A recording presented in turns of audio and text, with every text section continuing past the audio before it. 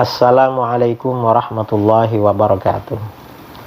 Bismillahirrahmanirrahim. Alhamdulillahi rabbil alamin.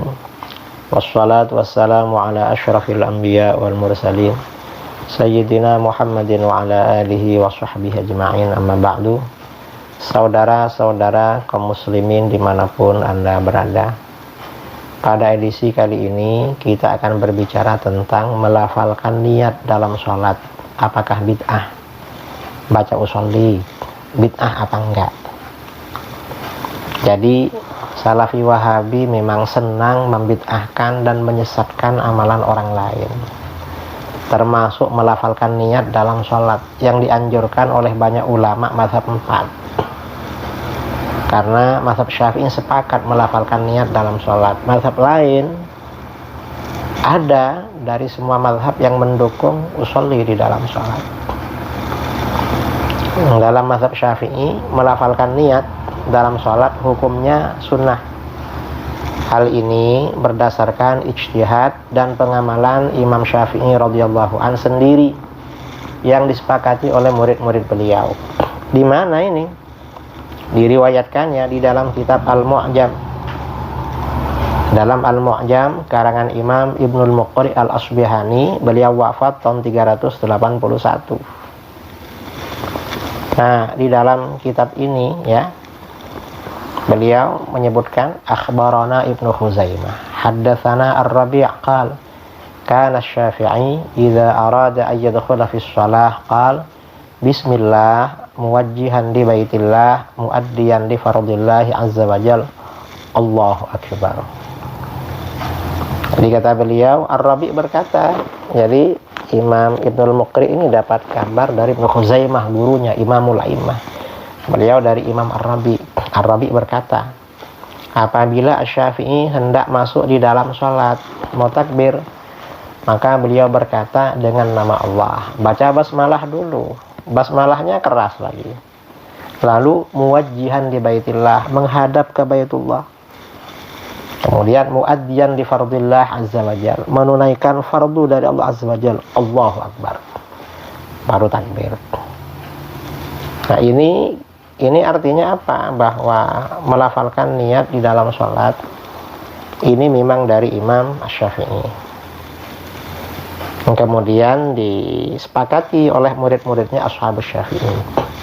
Lalu kemudian mengapa berkembang menjadi usolli fardhu zuhri misalnya, atau usolli fardhu asri arba raka'atin mustaqbilal qiblati adaan imaman atau makmuman lillahi ta'ala. Mengapa berkembang seperti itu?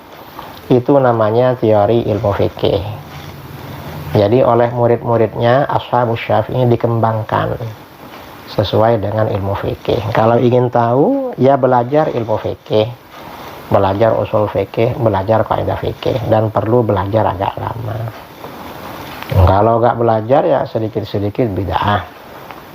Dan nggak boleh membid'ahkan ini, karena yang Syafi'i ini ulama salaf. Kata Imam At-Tahawiyah dalam Al-Aqidah At-Tahawiyah, wa ulama'us salaf minas sabiqin wa man ba'dahum minat tabi'in ahlil khairi wal athar wa ahlil fiqhi wal nazar la yuzkaruna illa bil jamil wa man zakarahum bisu fahuwa ala ghairis sabil. Ini dalam Al-Aqidah Tuhawiyah. Ulama salaf dari kalangan terdahulu dan sesudahnya, dan ulama sesudah mereka dari generasi tabi'in, yaitu ahli kebaikan dan athar, serta ahli fikih dan nazar atau pemikiran, tidak boleh disebut kecuali dengan sebutan yang baik. Nggak boleh dibilang Imam Syafi'i bid'ah, Imam Syafi'i, nggak boleh, karena ulama salaf dan disepakati oleh ulama.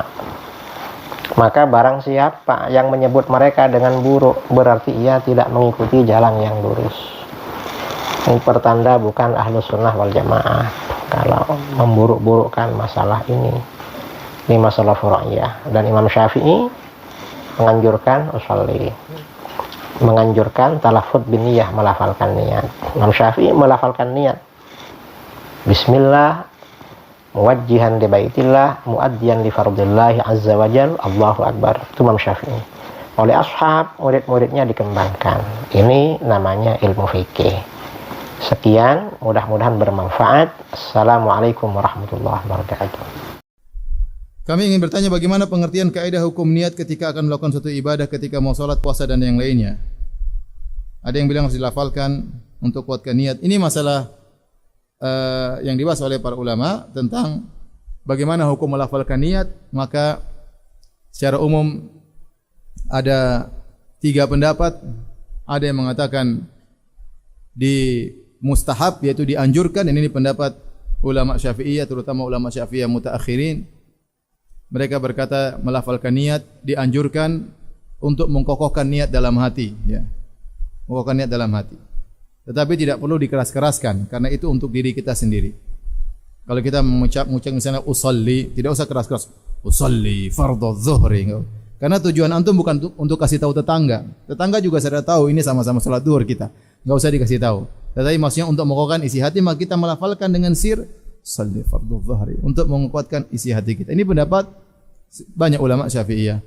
Yang kedua mengatakan bahwasanya ini adalah bid'ah dan dinukil oleh dari sebagian ulama. Insyaallah saya bahas di dalam buku saya Bekal Salat. Sebagian ulama mengatakan bid'ah, baik ulama mutaqaddimin, ulama terdahulu maupun mutaakhirin. Bid'ah kenapa? Karena Nabi SAW tidak pernah mengerjakan sama sekali. Terlalu banyak hadis tentang salat, ribuan hadis tentang salat. Tidak satu pun Nabi SAW mau salat mengucapkan usolli. Dalam salat apapun tidak ada. Salat fardu, salat jama', salat safar, salat sunnah. Kalau Nabi pernah mengucapkan sekali saja di antara ribuan salatnya, pasti ada yang menukilkan. Lebih daripada itu para sahabat yang mencontohi sunnah Nabi SAW dan mereka bermacam-macam modelnya. Ada sahabat yang maksudnya dekat dengan Nabi SAW.